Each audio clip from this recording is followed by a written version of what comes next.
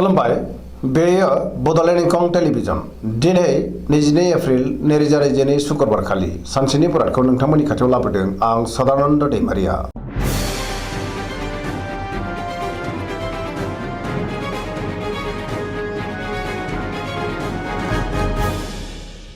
सिगां फरायफिन लादों मेष राशि गिबि हांखो अ ल दिनैनि साना जोबोर मोजां गुबुनजों अनजागोन आरो गावबो गुबुनखौ अननो रोंगोन। न'खराव दिनै अनलायनाय फैगोन जेरावबो देरहासार जानो हागोन। मावनो लानाय खामानिखौ थि समावनो आरो गोरलैयैनो मावफुंनोबो हागोन। गोसोखौबो दिनै जोबोर गोजोननाय मोनगोन। देहाया मोजाङै थागोन। बहानिफ्रायबा मोजां खौरां फैनोबो हागौ। रांखावरियाव दिनै जोबोर मोजां गोबां धोन आरजिनोबो हागोन। बेफार फालांगियाव गोबां मुलाम्फा मोनगोन। सोरजोंबा हेफाजाब होजागोन। न'खराव बिसि फिसायनि गेजेराव अनलायनाय फैगोन। बिमा बिफानि अननाय आरो बोरखौबो मोननो हागोन। दिनै बहाबा हान्थिनो खाबुबो मोननो हागौ आरो मोजाङैनो हान्थिनोबो हागोन। गुबुननि गोसोखौ गोरलैयैनो बोनोबो हागोन। समाजाव गोबां मान मोनगोन। लाइमोनफ्रा जोबोर रमान्टिक जागोन आरो गावबा गावनि गोसोनि साननायखौ फोरमायलायनोबो हागोन। बहानिफ्रायबा मोजां खौरां मोननोबो हागौ। फरायसाफ्रा दिनै फरायनायाव गोसो दुंखांगोन आरो मोजां फिथाइ मोनगोन। पजिटिभ एनार्जिनि गोहोमबो गोग्लैगोन। धोरोमारि बिथिङावबो गोसो दुंखांगोन।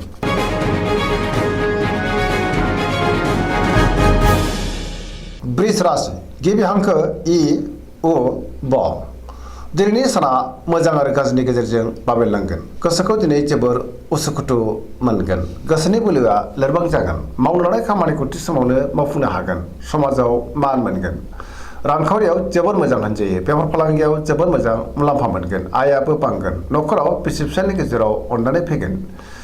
देहाया बारा मोजां थानाय नङा। गोबां रोखोमनि देहायारि जेंनाजों मोगा मोगि जानांनो हागौ। जानाय लोंनायाव सांग्रां जानांगोन। गुबुननि हेफाजाबखौ दिनै मोनगोन। सोरबा लोगोनिफ्राय मोजां खौरां मोननोबो हागौ। नाथाय अब्लाबो गोसोनि साननायफ्रा देबारनांगोन। नेगेटिभ एनार्जिनि गोहोमबो गोग्लैनो हागौ। सांग्रां जानांगोन।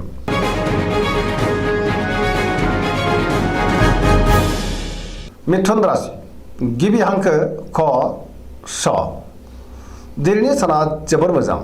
बयजोंबो अनजागोन आरो गुबुननि अनसायनाय मोनगोन। गोबां बिथिङाव जाफुंसार जानो हागोन। गोसोखौ दिनै जोबोर गोजोननायबो मोनगोन। गोसोआव गोग्गो आरो गोथों साननाय फैगोन। देहायाबो मोजाङैनो थागोन। रांखावरियाव दिनै जोबोर मोजां गोबां धोन आरजिनोबो हागोन। बेफार फालांगियाव जोबोर मोजां मुलाम्फा मोनगोन। न'खराव दिनै अनलायनाय फैगोन। समाजावबो गोबां मान मोननो हागोन। गोसोनि बोलोआ बांगोन। मावनो लानाय खामानिखौ थि समावनो आरो गोरलैयैनो मावफुंनोबो हागोन। सोरबा लोगोनि हेफाजाबखौ मोनगोन। गुबुनजों मोजां सोमोन्दो लाखिनोबो रोंगोन। लाइमोनफोरनि गोसोआ दिनै जोबोर रमान्टिक जागोन आरो गावबा गावनि गोसोनि साननायखौबो फोरमायलायनोबो हागोन। पजिटिभ एनार्जिनि गोहोमबो गोग्लैगोन। जायखि खामानि मावा मानो मोनफ्रोमबो खामानियावनो दिनै जाफुंसारगोन।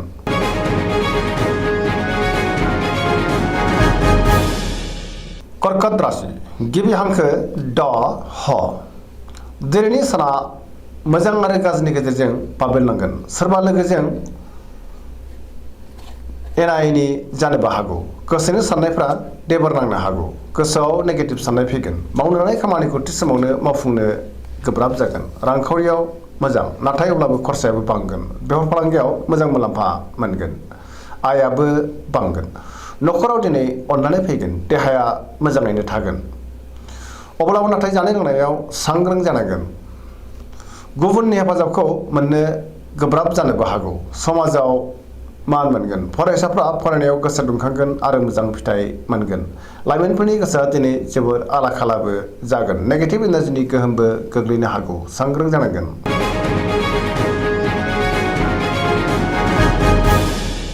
सिंह राशि गिबि हांखो म ट दिनैनि साना मोजां आरो गाज्रिनि गेजेरजों बाबेनलांगोन। गोसोखौ जोबोर उसुखुथु मोनगोन। समाजाव मान मोनगोन। गोसोआव गोनो गोथो साननाय फैगोन। गोग्गो आरो गोथों साननो रोंनाय नङा। मावनो लानाय खामानिखौ मावफुंनो हागोन। सोरबा लोगोनिफ्राय हेफाजाब मोननो गोब्राब जागोन। सोरबाया थगायनोबो नाजागोन। सांग्रां जानांगोन। बहाबा दावबायहैनो खाबु मोननो हागौ। रांखावरियाव मोजां नाथाय अब्लाबो नाङा फाङा खरसायाबो बांनो हागौ। मोननो गोनां धोनखौ मोननो हागोन। बेफार फालांगियाव मोजां होनजायो। गोसोनि साननायखौ दिनै गुबुननो फोरमायनो हागोन। न'खराव अनलायनाय फैगोन। समाजावबो मान मोननो हागोन। गुबुननि गोसोखौ बोनो हागोन, देहाया मोजाङै थागोन। गुबुननि थाखाय नाङा फाङा जेंनायाव गोग्लैनांनोबो हागौ, नाथाय अब्लाबो पजिटिभ एनार्जिनि गोहोम गोग्लैगोन आरो गोसोआ लोरबां जानाय नङा।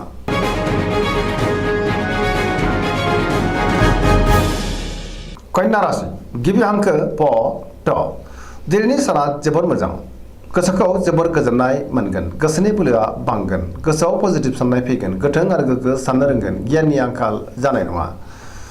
रांखावरियाव दिनै जोबोर मोजां, बेफार फालांगियाव जोबोर मोजां होनजायो, देहायाबो मोजाङैनो थागोन, गोबां मुंदांखा सुबुंजों दिनै लोगो मोनज्लायनो हागौ, न'खराव अनलायनाय फैगोन, गोबां खामानियाव मुखुबबो थानांनो हागौ, सोरजोंबा बाख्नाय जानोबो हागौ, गोसोखौ दिनै जोबोर गोजोननायबो मोनगोन, पजिटिभ एनार्जिनि गोहोमबो गोग्लैगोन, गुबुननि थाखाय मोजां खामानि मावनानै होनोबो हागोन।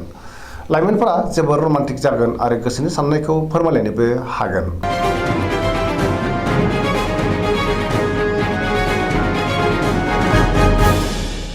तुला राशि गिबि हांखो र ट। दिनैनि साना जोबोर मोजां, गोसोनि साननाया जाफुंगोन, गोसोनि साननायखौ दिनै गुबुननो फोरमायनोबो हागोन, मावनो लानाय खामानिखौ मावफुंनो हागोन, देहाया मोजाङै थागोन, अब्लाबो नाथाय जानाय लोंनायाव सांग्रां जानांगोन।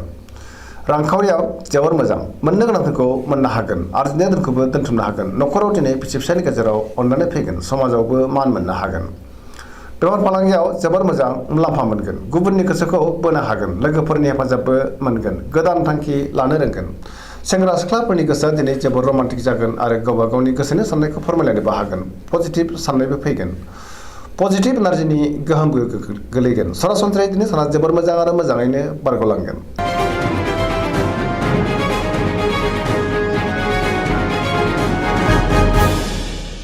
वृश्चिक राशि गिबि हांखो न स।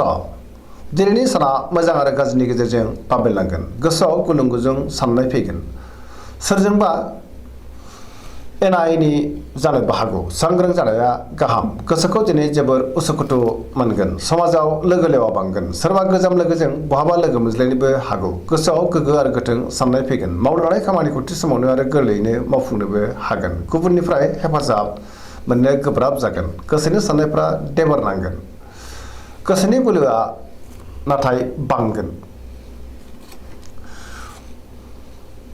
न'खराव बिसि फिसायनि गेजेराव अनलायनाय फैगोन, बिदा फंबायजों मोजां सोमोन्दो थागोन, देहाया दिनै बारा मोजां थानाय नङा, जानाय लोंनायाव सांग्रां जानांगोन, फरायसाफ्रा फरायनायाव गोसो दुंखांगोन आरो मोजां फिथाइ मोनगोन, लाइमोनफोरा जोबोर रमान्टिक जागोन।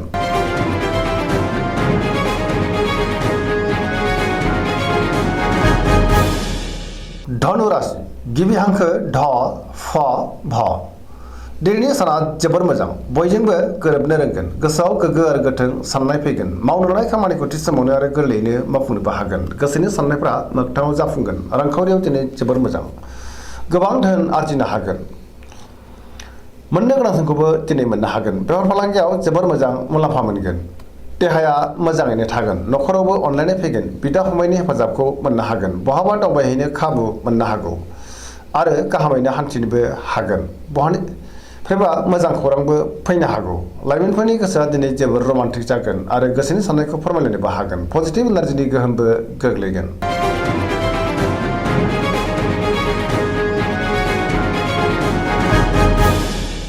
मकर राशि गिबि हांखो ख ज।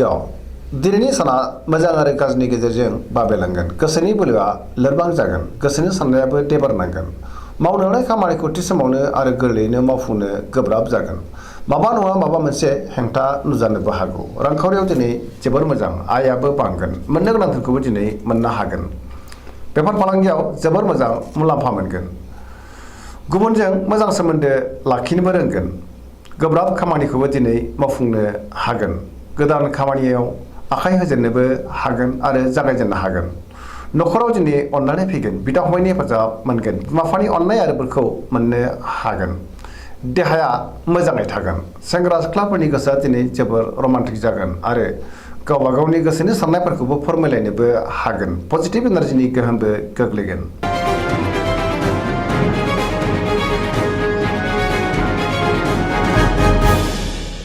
कुम्भ राशि गिबि हांखो ग स। दिनैनि साना जोबोर मोजां, बयजोंबो मोजां मोनजागोन गुबुनजों मोजां सोमोन्दो लाखिनो रोंगोन माबा नङा माबा मोनसे मोजां खौरां फैनोबो हागौ गोसोआव पजिटिभ साननाय फैगोन गोथों आरो गोग्गो साननो रोंगोन गियाननि आंखाल जानाय नङा गोसोखौ दिनै जोबोर गोजोननाय मोनगोन मावनो हानाय खामानिखौ थि समावनो आरो गोरलैयैनो मावफुंनोबो हागोन बहानिफ्रायबा मोजां खौरां फैनो हागौ समाजावबो मान मोनगोन गोबां मुंदांखा सुबुंजों दिनै लोगो मोनलायनोबो हागौ रांखावरियाव दिनै जोबोर मोजां गोबां धोन आरजिनो हागोन बेफार फालांगियाव जोबोर मोजां होनजायो देहायाबो दिनै मोजाङैनो थागोन न'खराव अननानै फैगोन गुबुननि हेफाजाबखौबो मोननो हागोन बिमा बिफानि अननाय आरो बोरखौबो मोनगोन बहाबा थांनांगौब्ला दिनै जोबोर मोजां आरो मोजाङैनो हान्थिनोबो हागोन पजिटिभ एनार्जिनि गोहोमबो गोग्लैगोन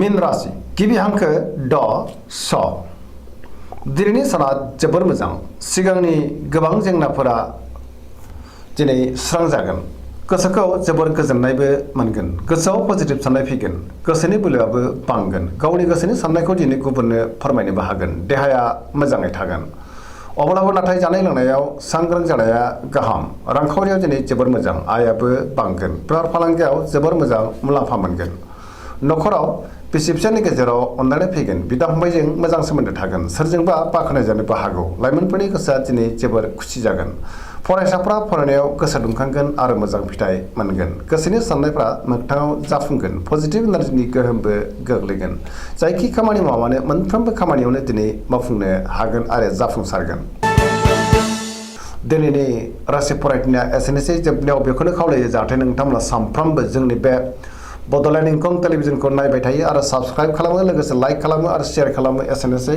गोजोन्थों।